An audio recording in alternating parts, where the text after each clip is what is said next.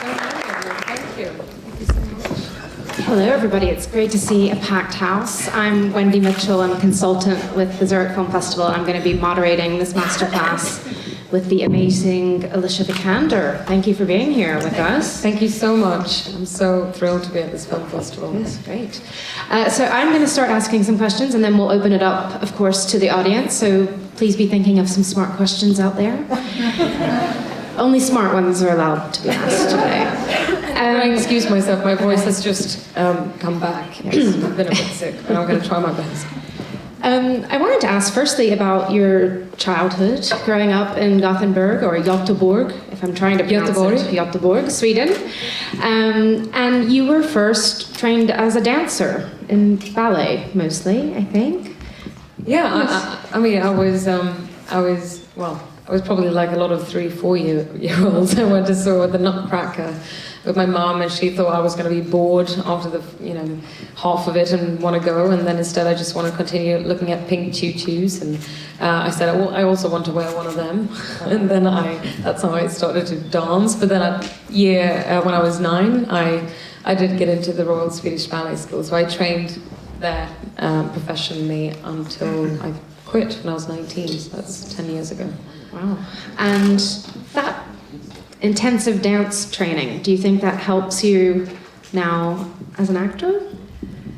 I tried out for theatre school after I finished ballet for 3 years, and got to the last round, but I didn't get in. So I don't have a professional training, but I know that my background as a dancer has a big part of, to do with how I've been approaching my work professionally in acting, because sometimes I get the question, how was it leaving that behind and proceed acting? And I was like, that was not really the case. What I realized was that I loved being on stage. I'm still in such an awe of dancers. It's almost like I get memories watching it because I did train it, and yet I'm like, wow, because you need to dedicate your entire life, and it's like an athlete. You need to dedicate yourself to 200% to do that. But what I loved was being on stage, and really, I did tell stories in the same way. I just didn't use words in the same way. And if I'm right, your mother is a theatre actress sometimes, or? No, I was actually back home. So I saw her on stage a few weeks ago. I was sad enough not being able to be home in Sweden a lot over the last few years, but I saw her up on stage, and she was so good. Yeah. I was so proud. And was she excited when you started to pursue acting? Was she nervous for you and said, "Oh, please don't do that, it's so hard"?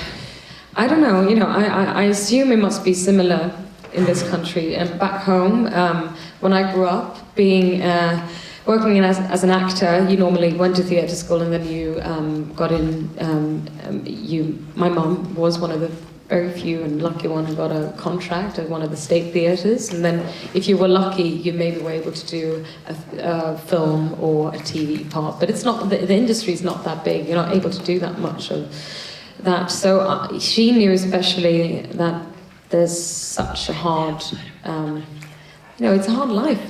You need to love what you do, and that's what she gave me the most, I think. I grew up watching her doing what she loved. She has a passion that is, so big for acting. But I think she was just worried, She was like, maybe you should go to university. Maybe you should get that education. And I kind of, when I didn't get into theatre school, that was what I was going to do. I went back and I read extra math courses, so I got into law school. And just before I was going to start, I had bought my books. It was actually just like 2 weeks away when I got the part that was in Lisa's, who I'm here, who I made a film with Euphoria, and that was our first film and my first feature. Because you're obviously here showing Euphoria by Lisa Langseth, a Swedish director, and it's her third feature film with her. You'd only done a little bit of Swedish television, I think, when Pure was coming along. And for those of you who haven't seen it, it's just a remarkable film in terms of Lisa's voice, this really complex young woman that you play, and yet you were only 19. how did you, like you said, you hadn't gotten into theatre school, you hadn't had any formal training. How did you walk onto that film set and know what to do? It's interesting, and I think that's a lovely thing when you step into something that you just... I still am, but I was so hungry for doing this in a way that, I was almost blind, but I got this script. And like I said, it's not many feature films being made in Sweden a year. And we all know in the world that it's not very often you get a young, strong, complex female character. And I read this, and it was the most daring, outspoken, character. And I knew that I was up to. I think she auditioned me 5 times, so she put me through a really tough time. But that was also an immense amount of training that went into those auditions. We spent hours actually trying to figure out who Karenina, that character, was, and for her to guide me and for me to fall on my face over and over again and then try, and that's how I still want to work. It's scary as an actor because your hands are sometimes, a bit tied because you do work where someone else is leading the vision and is editing it and doing their thing, and then you need to have an immense amount of trust with the director and be fine that you can do a take that won't be the ones used in the film, but they be that you can take one step too far over the edge to be able to find that extra special nuance in the character that you want to find. I mean, because that character goes to some pretty crazy places.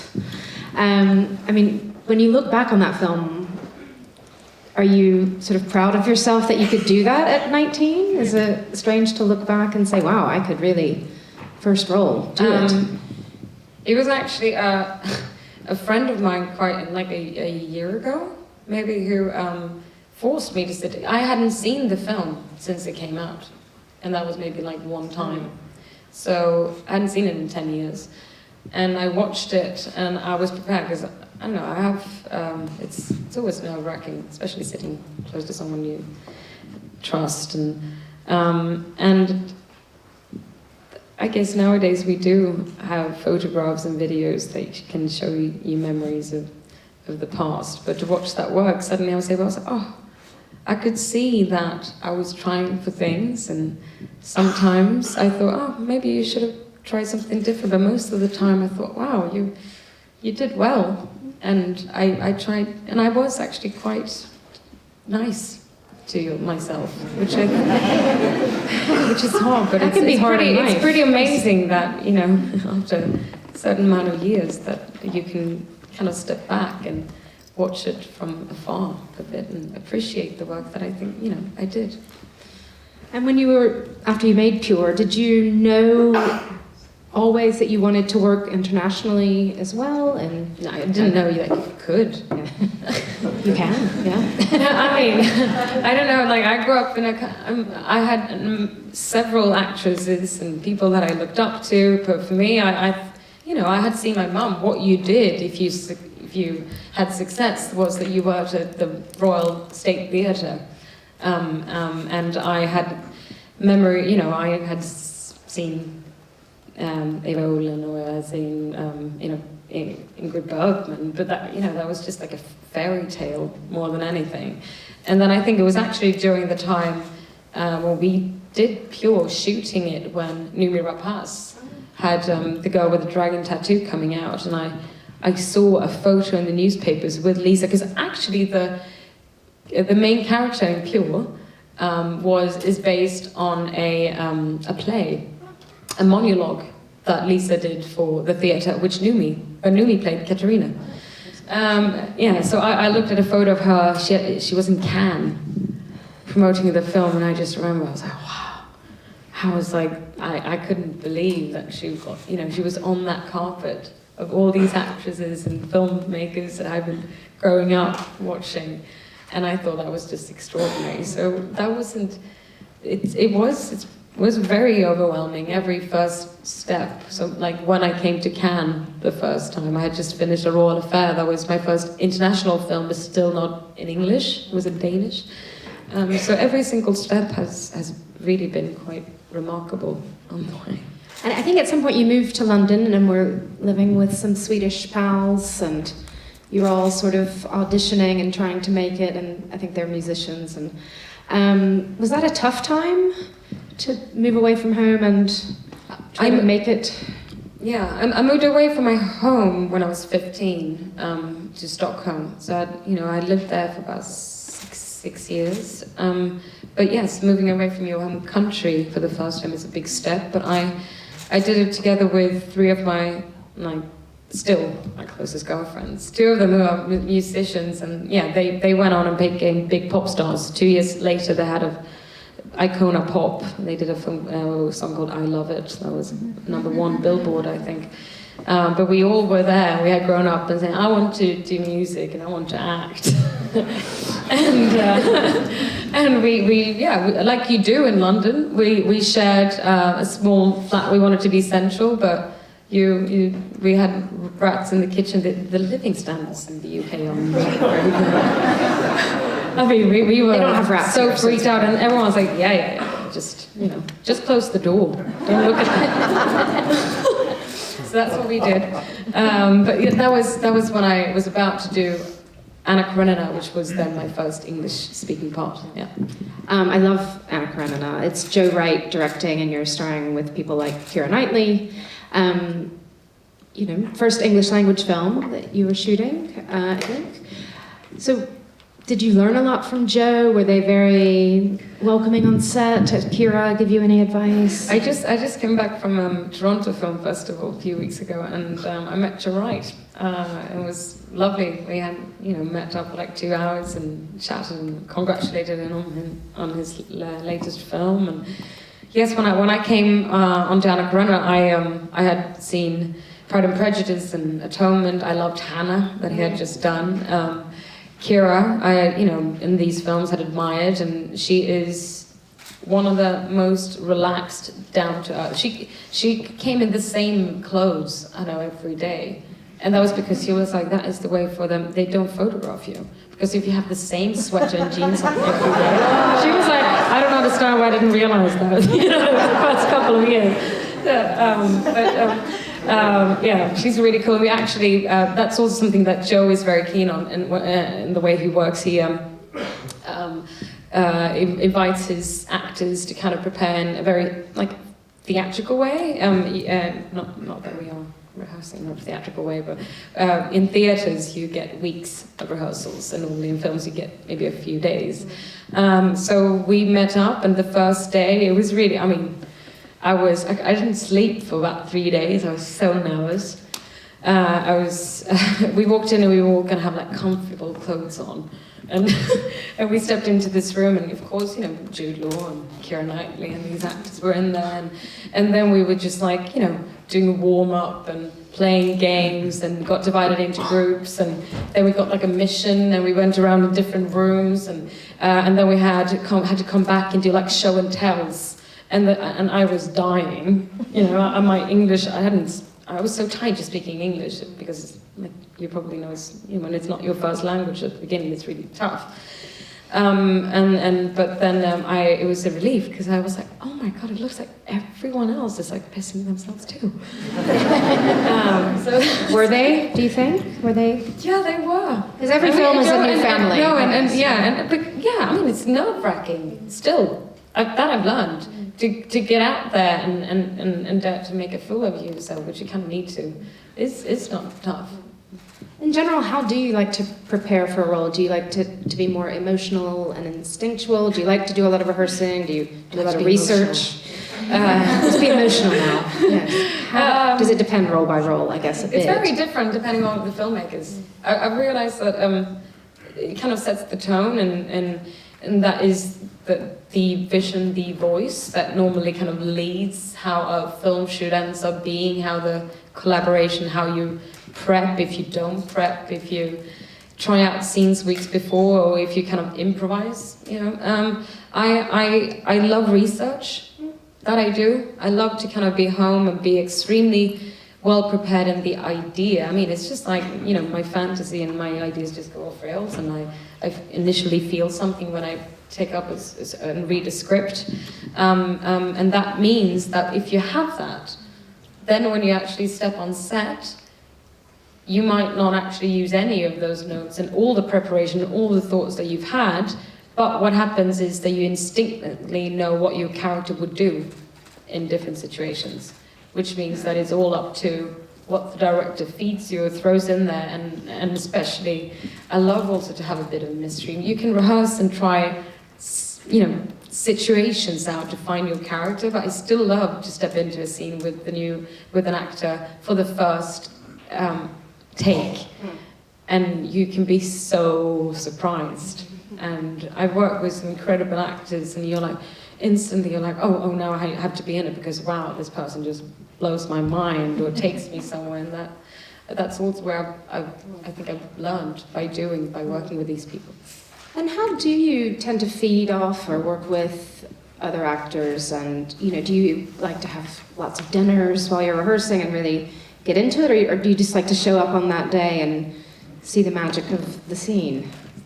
Like I said, you know, that moment when you start, you know, when you do that first take, I think is lovely, and it's always easier if you have a very good, you know, working relationship, and if you can communicate above anything well with the people that you work with.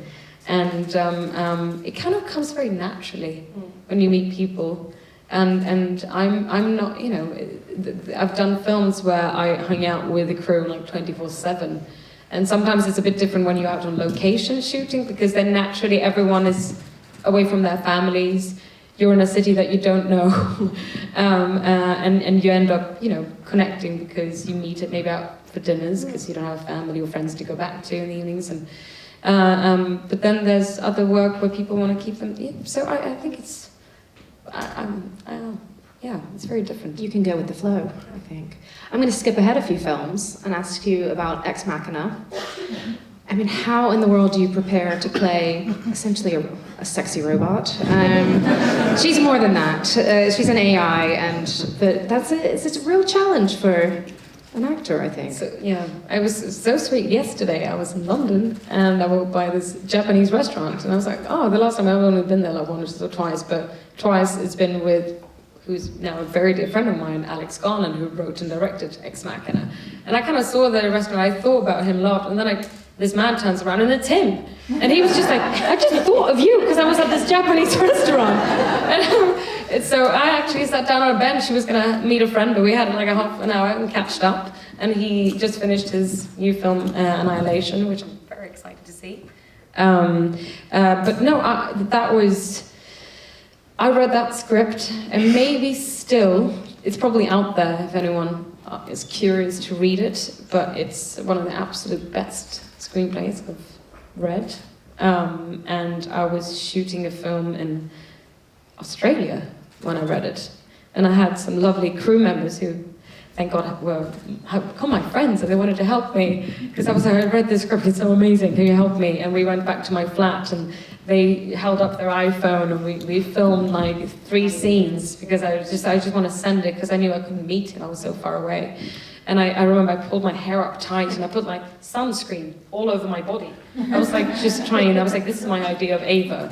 And put an eyeliner, I mean, but it's interesting, I mean, you could almost not see my hair because it was so slick. But there was not much description about Ava actually in the screenplay. So it was kind of just like a blank sheet. And that was the beauty of it. Alex Garland, you know, I really find him being a master of what he does. And he always guided me, but he always really pushed me. He was like, I was like, so who, you know, Ava? He was like, I saw something that you did the first time and I want you to explore that and I'll be here with you. And then he was like, it was a lot with, I wanted to find a physicality. And that was something we discussed early on. And actually I said, you know, due to my dancing, I found it interesting when I walked in my house trying to figure out who Ava was. And realized that when we watched also in rehearsals, when I watched playback, just on film, what it looked like. And when when you made her girl and made her too like perfect, or you know, moved in a very seamless way, you didn't have to do robotic things. Just the fact that you were so kind of, you know, streamlined and perfect made it, you're like, that's a bit off, because no human being is like that. So that was a lovely tool to find quite early on, that I didn't have to put any, it was almost like I wanted her to be a human 2.0, you know. I wanted her to be just a bit heightened and maybe just a tiny bit better than us. And when you read the script for The Danish Girl, did you think, hey, that's my Oscar?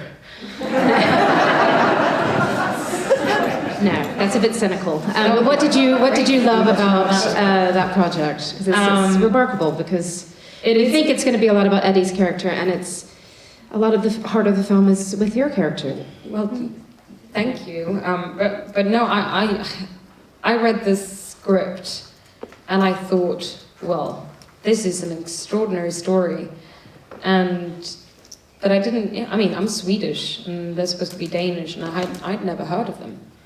And I went, you know, as you do nowadays, I went straight to my computer and Wikipedia and just like started to Google, and I found all this information and the book that it's based on and all research, and I was like, wow, these are, you know, I thought that the first, gender surgery happened around the 50s, and this is 20s, 30s. And it felt like a story that I was surprised, why hasn't this been brought up to the world? And then, I mean, just the fact, it's not just Gerda who was extremely supportive of Lily getting to become the woman that she was, but I mean, she was also an artist. Actually, I went to both in Sweden, but I went to Denmark to watch, they had an exhibition of all Gerda's work. And the career that she had in Denmark and also in Paris was quite extraordinary for a woman at that time. And also the fact, you know, in the 20s, before Lily became herself, she was still seen as being a man who kind of supported a woman who had a fantastic career, which I also find extremely modern. So it was so much in the story that I just found remarkable, and I I auditioned for it, and I went in there twice, and I just, you know, I had so much passion for it. I really, really, really wanted to be part of that film. And we should mention, of course, Euphoria, which people will have the chance to see tonight, I think, here. Another project you've been very, very passionate about. Another set of complex female characters on screen. And again, we mentioned that Lisa Langseth, it's the third feature you've done with her. Why did you, I mean, it's quite a special film, and it's just really tender and beautiful, and it's not easy themes, but it's the kind of independent film that I think you want to fight to make sometimes. And in fact, you have set up a production company a few years ago, and this is the first film that you've helped produce. So what does Euphoria mean to you as an artist, and then, but also just in getting these kinds of films made, fighting for these independent voices?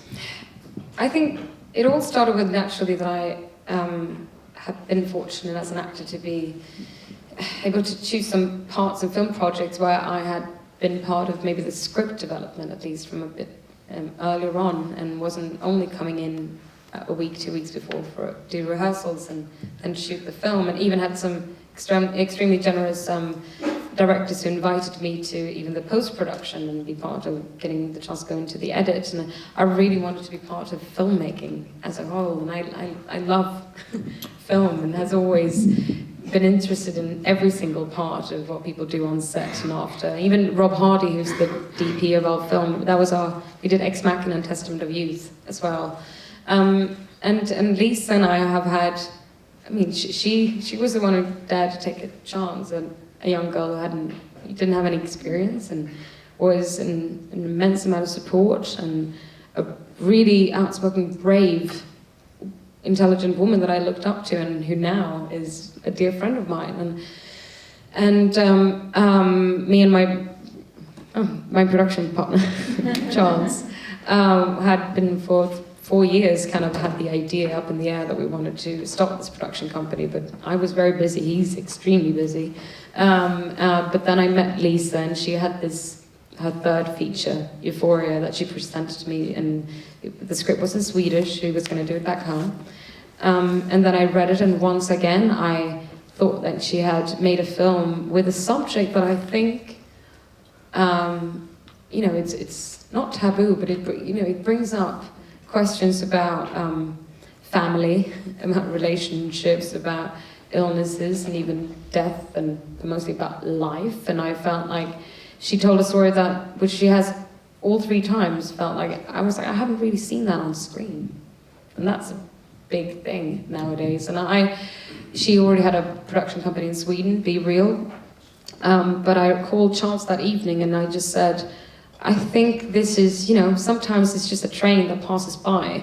And this has just been something we laugh and talk about at lunches. But I was like, I think it's there now. I think this can be the first very kind of, the first project that feels very natural for me to jump onto with a relationship that I already have with Lisa. So we introduced the idea of making the film in English and then to bring an international crew for her to get the chance to step outside of Sweden in the same way that I got the chance.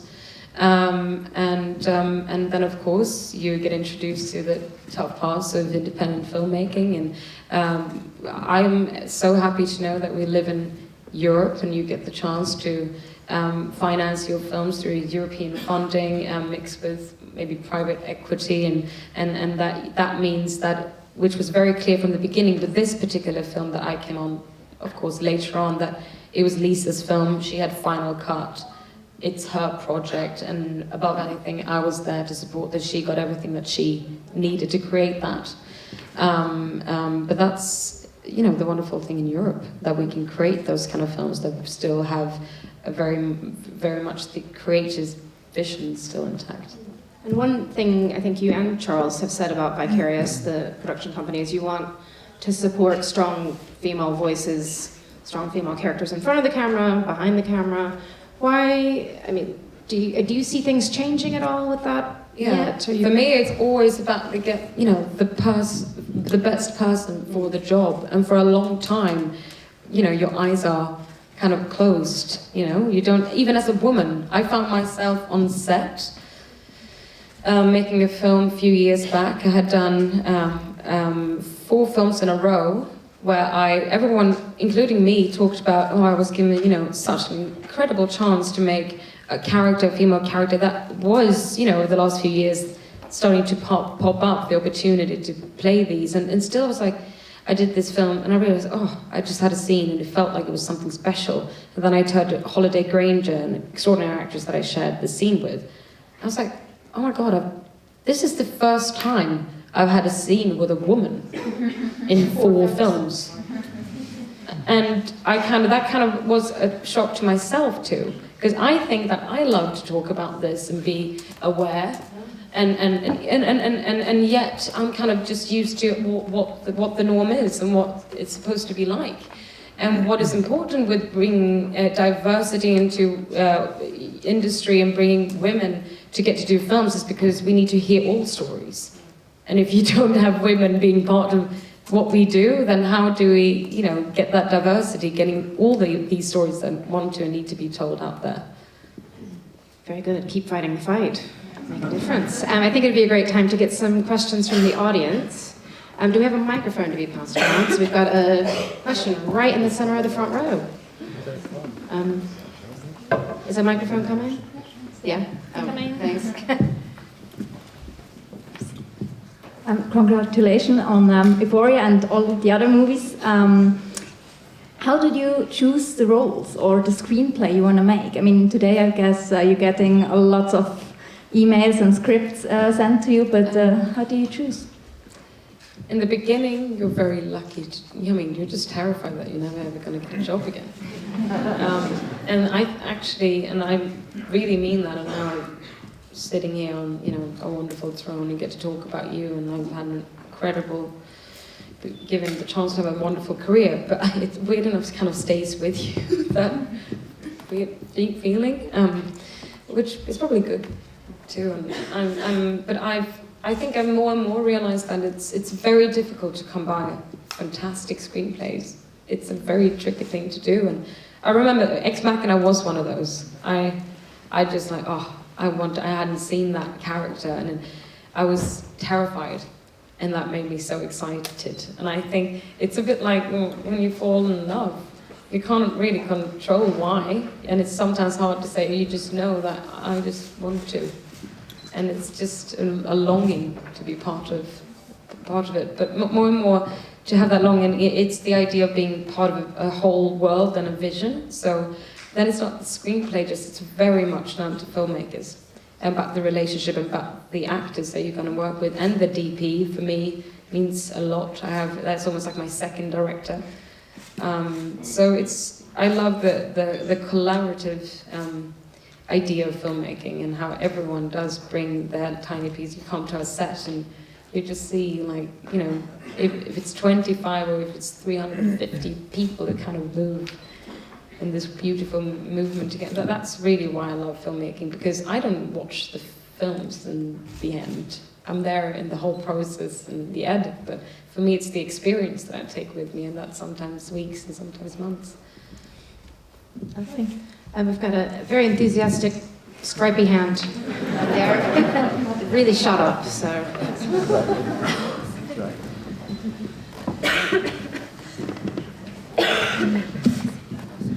Hello, Alicia. I'd like to ask, is there any director or actor or actresses that you would like to work with in the future?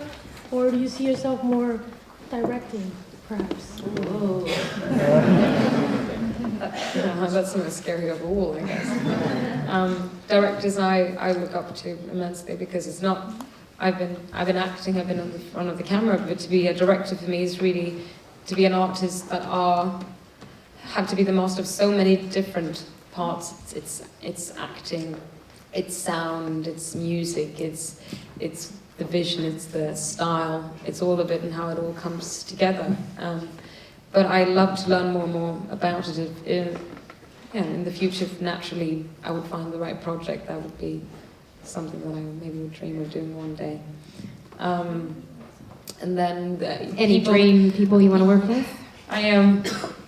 One of my first, when I got to, for the Danish film, I got to go to the Golden Globes. I thought that was, I don't know, I ran around with the Danish producers and filmmakers, and I thought we took as many photos as possible, because I just thought I was like, I'm going to be back here again, and I kind of looked in through the wings.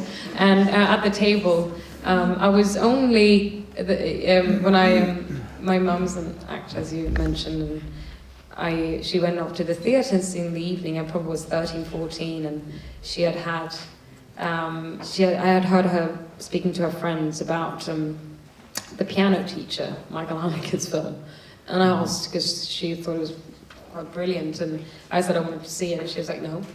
Not yet. I was like, what? And then of course you're dying even more to see it. So I saw it one day when she was at work, and I saw Isabelle Huppert, who'd knocked me off my feet. And I was like, whatever she does, I just want to try, and how she can make weird sense to, very interesting, obscure characters. I thought was very interesting. And then I got to meet Haneke there at my table at the Golden Globes, and I was just overwhelmed. I mean, he's a filmmaker that I very much look up to. And Isabelle, I actually met this year at the Oscars, and she was very sweet, because I was also with my best friend who came with me that night, and one of my Swedish friends, and we grew up together. She went to ballet school, and then she just said, oh my God, I've never seen you that nervous in your life. And I really, it was because Isabelle was there, and I got to walk up and tell her, and she was so sweet. She was like, yeah, I've read a lot about you, and I've read that you like my films, and I really wanted us to meet. I was like, I was so That's great. Thank you very much. Thank you. There's a gentleman in the middle of that row back there. Can we get him on mic? Is that going to take too long? It's coming. Oh, it's coming 2 ways. Hi, Alicia. Welcome to Zurich, first of all. I have a question. When you were a kid, or even a young person who knew you wanted to do acting, was there a role that you always dreamed of? Like, for example, me thinking I want to be a rocket scientist digging up dinosaurs. Was there a role you really wanted to do? I mean, I wanted to play that scientist. I'm sure you would do it well. Now, the question is just, now you're playing in the upcoming Tomb Raider heroine, you know, is this something you want to, as a young actress, that you dream of, or what was your role you really wanted to do? I mean, I already mentioned Isabella Pear got me into wanting to act. So I don't know if it was that. I don't think, I haven't really had that role. I mean, I grew up, it was maybe more the theatre when I was really young, because that's where I saw my mum and saw Ibsen and Strindberg plays, and maybe wanted to be part of those. Then I think it's been more about, I don't think I've been able to predict the favourite roles I've already been in, because like I said, I kind of fell in love, or they suddenly got introduced to my world, and I knew it, and I also think that's a lovely thing that I would never have thought that I would have, you know, be playing Lara Croft 10 years ago, but I was playing that game, and I loved the fact that it was the first time I walked in and seen a computer game that had a female protagonist that, you know, I had never seen before, and. But I would never have been able to predict it, so I don't know, I still hope that my favourite part I haven't done. Okay, thank you. We have time for one more question. Who's going to be the lucky person? Maybe over here in the corner, or on the aisle. Oh, I thought they might get you the mic quicker. Thank you. Hi Alicia, very glad to see you. So you've been producer and also actor for Euphoria. I can imagine that it's kind of difficult to have like the two positions. So how did you manage to provide Lisa with the freedom to do what she wants, but also let her like direct you and guide you? I think it was definitely something I thought about going into it, not knowing what that was going to be like, and me and Lisa, not only due to the fact that I was going to have those two parts, but also because of our relationship.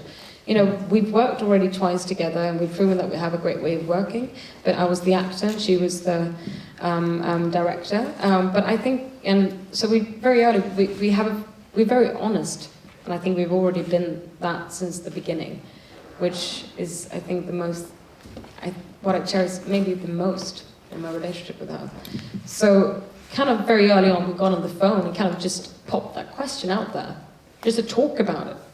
And then just to say, it was like, okay, so as soon as we just feel something or think something, we just say it. And sometimes, for both of us, it meant like, oh, you know, it's like when you have to call that, you know, tough phone call and you just wait, and now you just have to drag it up and do it, and say it, and it was tough. And then the other person said, okay, cool, okay, let's, you know, and then you were able to move forward. So we had already introduced that in the year of preparation. So then it kind of had naturally found sort of its place, I think, when we got on set. You know, I think I've done enough films to kind of be aware what the different roles need, and I'm still an actor who feel like I'm seen by Lisa as the director, who gives me the freedom, and who I respect goes on to, you know, she's the voice between the actors and the other actors on set, like it always is. But then I was there as support. I was there every morning, every night, and went through whatever she needed for the next day, and it was long days, but I really loved it, and I learned a huge amount. Great. I'm sorry we didn't get to all your questions. I just wanted to say I hope you all go see Euphoria tonight. It's remarkable what you've done in 10 years in this business. I can't wait to see what you do next. I think we all do. Everybody, you can watch that Tomb Raider trailer. Yeah, came out last week. So good luck with the future and the production company, and thank you for all your stories today. Thank you.